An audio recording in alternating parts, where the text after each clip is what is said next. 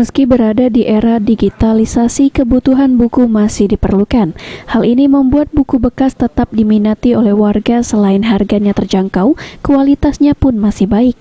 Rojali, salah satu orang tua yang mencarikan buku pelajaran untuk anaknya, lebih memilih mencarinya di penjualan buku bekas. Pilihan ini karena harga buku di sini lebih terjangkau daripada buku baru, dan setiap buku banyak pilihan dan lebih lengkap. Karena buku bekas, sebagai pembeli, Rojali harus memeriksa buku agar tidak ada coretan dan jawaban di buku tersebut. Kelas 2 SD. Iya, di sini tadi dari bapak ini tadi ada. Cuma isinya di dalam banyak sudah dicoret. Makanya tidak jadi.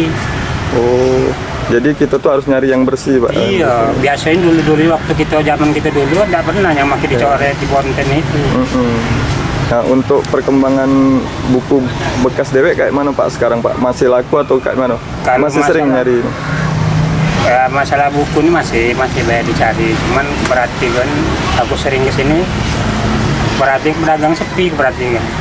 Ya, setiap kali aku kesini sepi. Mungkin Iya. kalah dengan internet atau apa, Pak? Mungkin.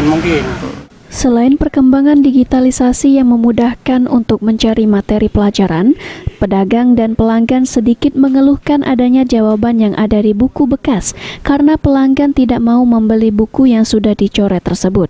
Ditambah setiap kurikulum yang berubah, buku bekas sudah tidak akan laku lagi, kecuali pelanggan yang masih membutuhkan materi buku tersebut. Mardiansyah, PAL TV.